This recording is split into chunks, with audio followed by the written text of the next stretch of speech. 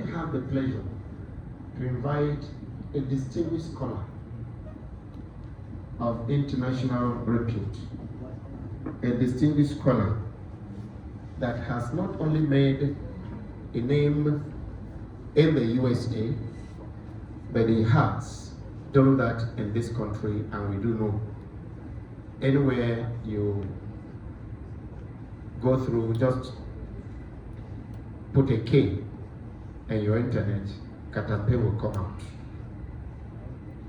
And it comes out not because there's Katampe here, no. It comes out not because there is Katampe as a man, a father that has lived several years ago. When we were growing up, we got to know him. But he comes up as a scholar, a distinguished scholar. He is the person that will present his keynote address at this summit. Distinguished ladies and gentlemen, may we put our hands together as we recognize and welcome to Haiti Professor Ibrahim Katampe from the Central Ohio University, that's Wilberforce, Ohio, USA. I want to welcome you, sir. Thank you very much. You're welcome.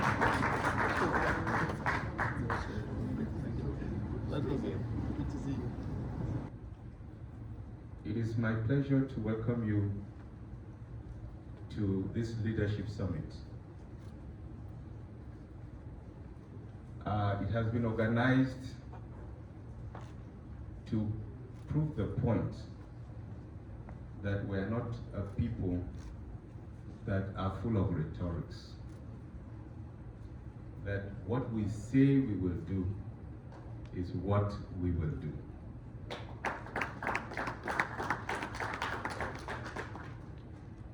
We have called this summit to birth a new era, to pronounce a renaissance of awareness for the Gbagyi people. And to say that unless we say we are, nobody will say we exist. Ladies and gentlemen, for a very long time, this has been the major missing component in the Gbagyi leadership structure.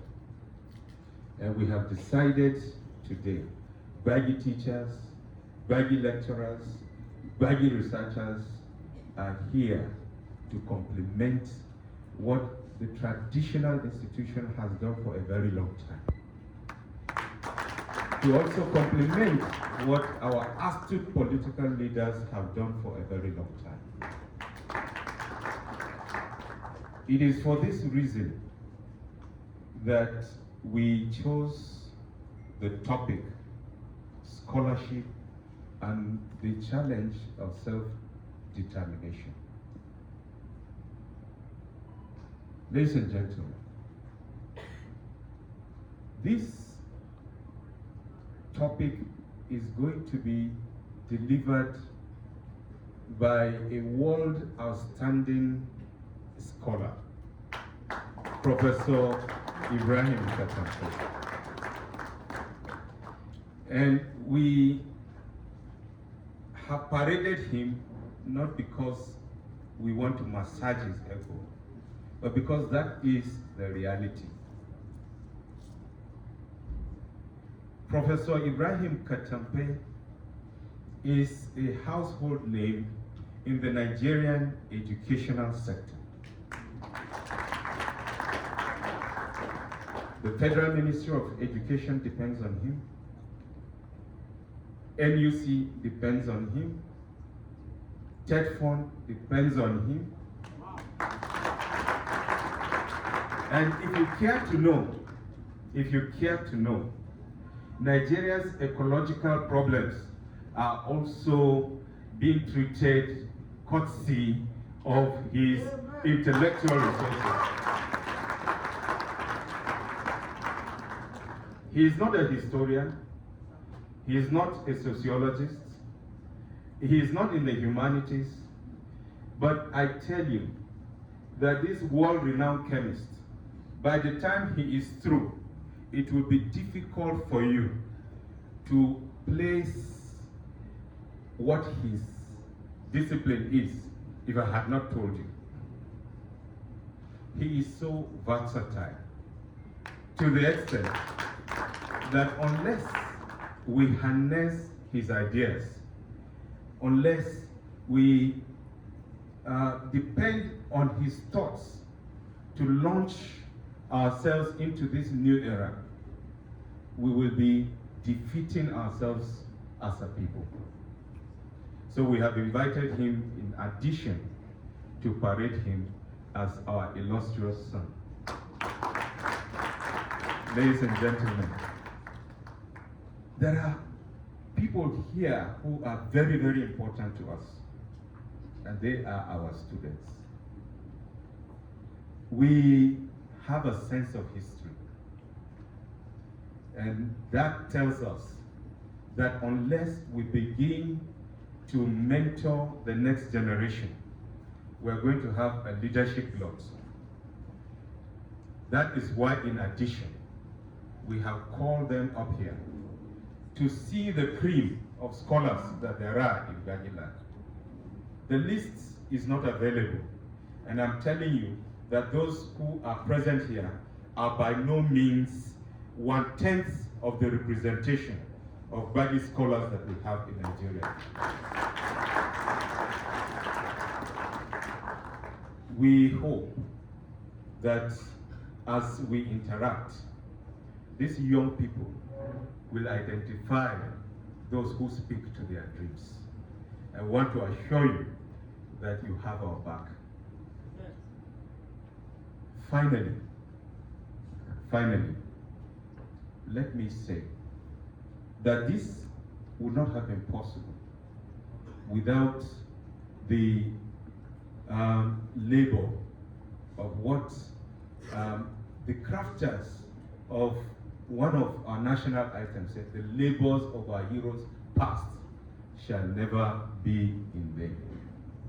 I want to invite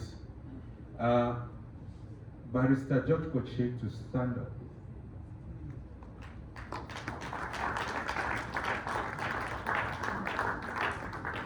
Can you face them, please?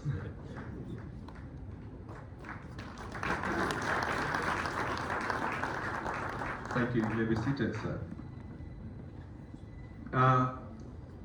The history of this journey started with a young man's dream, Jesse Temple Zamani, who is now in the United States doing his doctorate. He shared it with his mentor, Dr. Ruya Faderson. Can you stand up for recognition? And that extended to Rabo Gbagyi. Is he here? The secretary of the BOT. And of course, because Barrister George Koche has always been a center point, the idea was harnessed and sent to him, and then he started finding people. And one of those that was found was Professor Musa Galadima, who eventually became the chairman, the founding leader of the Global Scholars Network of the Gbagyi people. And many things have happened, and it has metamorphosed into the leadership that I now give as the chairman of the Board of Trustees. This is a midwifing process because we are laying structures for a leadership that will eventually emerge, and hopefully that will outlive us. Distinguished ladies and gentlemen, I welcome you to this event, and I ask that you sit with rapt attention to the deliberations of the day. God bless you.